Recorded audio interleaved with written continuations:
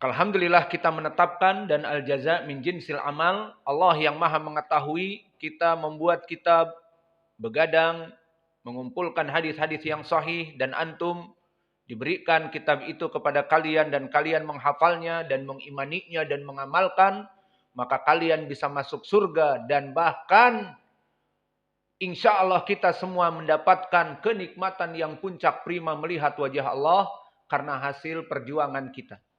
Mempelajari hadis-hadis ini dan mengimani dan mengamalkan dan mendakwahkan. Mendakwahkan kepada manusia bahwa Allah akan dilihat di hari akhirat. Adapun kelompok ahlul bid'ah, maka mereka mentakwil-takwil ayat dan mereka menyebarkan kepada kelompok-kelompok mereka bahwa Allah tidak dilihat. Dan mereka bahkan berani nikos. Seperti sebab ditulisnya kitab ini karena mereka menikos kita. Waktu saya mempunyai klinik, kamu murid Syekh Mukbil? Iya. Dengan bangga kita katakan. Ternyata mereka orang Syiah, musuhnya Syekh Mukbil dari Amron. Langsung menanya, apakah kalian meyakini Allah itu dilihat di hari akhirat? Jelas. Maka mereka tertawa karena mereka memang tidak meyakini itu. Maka di ujung-ujungnya kita membuat kitab ini dan kita katakan bahwa keyakinan kalian tidak bisa melihat Allah sangat rugi. Keyakinan yang lainlah. Tapi kalau melihat Allah, maka dia itu hak dan dia kenikmatan yang puncak prima. Berarti kalian menafikan dari perkara yang merupakan puncak prima kenikmatan orang-orang ahlu surga yang mana mereka diberikan bisa melihat wajah Allah. Maka kalian menafikan dari perkara yang puncak prima tujuan kita hidup di dunia. Untuk masuk surga dan melihat wajah Allah. Namun sudah mendarah daging dan subuhat mereka sudah mengakar di dalam hati, ya sudah. Mereka mengambil resiko untuk tidak pernah melihat wajah Allah di surga. Maka di sini dijadikan pendalilan di saat Allah membukakan wajah, mana wajhud dalalah, fama a'tau syai'an ahabba ilaihim minan nadhar ila rabbihim azza wajal.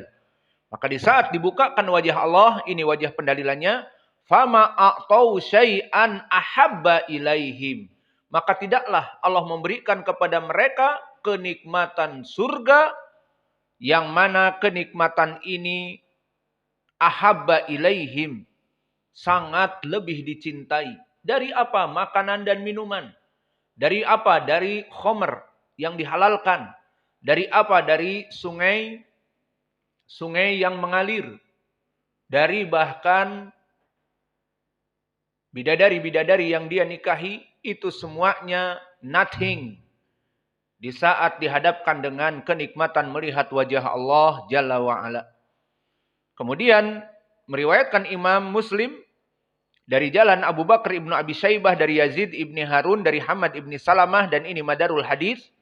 Dari Thabit, dari Abdurrahman ibni Abi Layla, dari Suhaib. Di sanad yang kedua disebutkan wazada.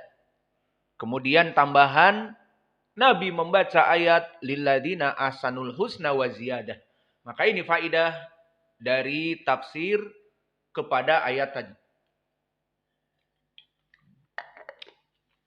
Berarti yang diinginkan di Al-Quran lilladina ahsanul husna wa ziyadah, makna ziyadah melihat wajah Allah.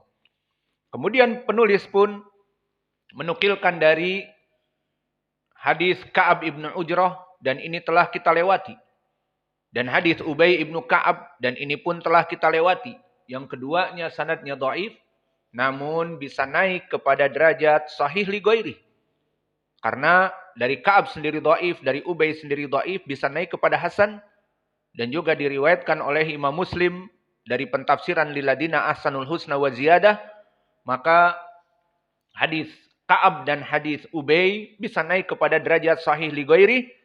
Apa lafadznya? Di sini meriwayatkan hadis marfu dari Nabi, pentafsiran ayat lilladina ahsanul husna wa ziyadah. Kata Nabi, al-husna adalah surga. Maka orang-orang yang dulu di dunia beriman dan beramal soleh dan berdakwah, akan mendapatkan surga. Dan juga waziyadah akan mendapatkan tambahan melihat wajah Allah. Maka hadis ini hadis yang sahih li ghairi. Dan ini telah kita lewati di bab yang terdahulu. Bab yang ke-9.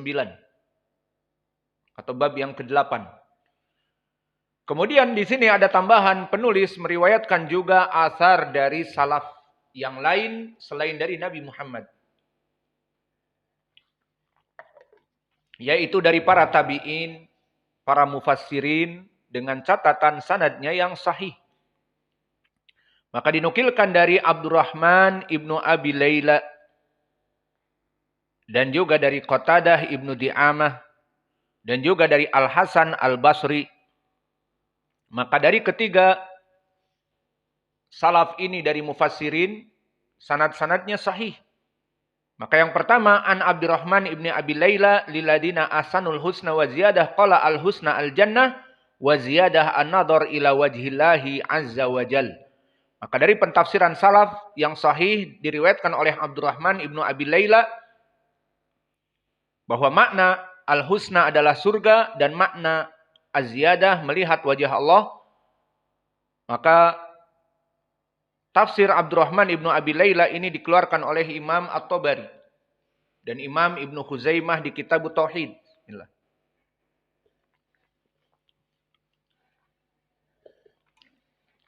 Dan Imam Ad-Darqutni di Kitab Ar-Ru'yah. Yang mana semua sanadnya bertumpu kepada Thariq Sabit Al-Bunani an Abdurrahman ibni Abi Layla dari ucapan beliau. Maka sanadnya sahih. Karena Sabit Imam min asbatinas dari Anas dan Abdurrahman ibnu Abi Layla yang meriwayatkan asar ini. Maka Abdurrahman ibnu Abi Layla dia Abu Isa al-Imam al-Alamah al-Hafidh. Dan nama bapaknya dia Abdurrahman, nama bapaknya Ibnu Abi Layla.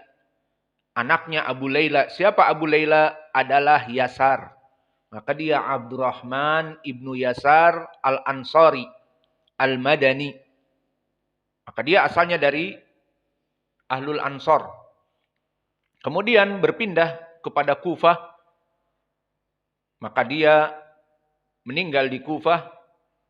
Min kibari tabi'in. Dan dia termasuk dari kibar at-tabi'in. Dan dia banyak meriwayatkan dari sahabat seperti Ali ibni Abi Thalib dan Ka'ab ibnu Ujrah dan Al-Bara ibni Azib. Seperti banyak periwayatannya di Sahihain. Adapun periwayatan dari Umar dan Abi Bakar dohirnya mursalah. Tidak pernah bertemu dengan Abu Bakar dan Umar. Dan dia adalah tabi'i kabir. Dari tabaqah yang kedua. Wa baituhu baitul ilm. Dan rumahnya dia rumah ilmu. Maka anak-anaknya masyhur bil ilm. Menjadi muhadithin.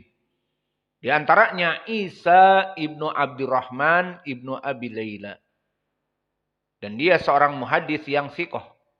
Meriwayatkan dari bapaknya Abdurrahman ibnu Abi Layla. Dan yang kedua yang masyhur juga, maka tadi Isa dari anaknya kedudukannya siqah. Dan yang masyhur dari Abdurrahman ibnu Abi Layla anaknya bernama Muhammad. Maka banyak periwayatan dari Muhammad ibni Abdurrahman ibni Abi Layla. Maka selain dari Isa mempunyai anak Muhammad ibni Abdurrahman ibni Abi Layla. Namun Muhammad dalam keadaan dhaif. Sayyi'ul hifdz. Dan dia yang meriwayatkan dari kakaknya Isa. Dan disebutkan oleh para ulama periwayatannya dari bapaknya mursal. Dan dia meriwayatkan dari Isa kakaknya. Maka inilah dari keluarga Abdurrahman ibnu Abi Layla yang dipenuhi kutub-kutub hadis dengan anak-anaknya. Haddatsana Isa ibnu Abdurrahman ibnu Abi Layla, thiqah. Haddatsana Muhammad ibnu Abi Layla, kebanyakan tanpa disebutkan Abdurrahman. Maka Muhammad ibnu Abi Layla maknanya Muhammad ibnu Abdurrahman ibnu Abi Layla dhaif. Banyak di kutubul hadis. Lalu sanad ini sahih. Karena datang dari Thabit, dari Abdurrahman ibni Abi Layla, dari ucapannya. Dan begitu pun athar yang dimasukkan oleh penulis dari Qatadah ibnu Di'amah. Maka athar dari Qatadah sudah adzan. Tafadhal, al-muadzin yu'adzin. Maka athar yang kedua, barakallahu fikum, an Qatadah. Di dalam ucapan Allah lilladina ahsanul husna wa ziyadah qala dzakara lana anal mu'minin idza dakhalul jannah nadahum munadi innallaha tabaraka wa ta'ala wa'adakum al husna wa hiya al jannah wa amma ziyadah fan nadhar ila wajhir rahman. Maka di sini pun pendalilannya jelas, ditafsirkan oleh Qatadah, ziyadah adalah melihat wajah Allah. Dan ini seperti tafsir salaf dari Nabi Muhammad. Maka adapun tafsir dari Qatadah, maka dia diriwayatkan oleh Imam At-Tabari.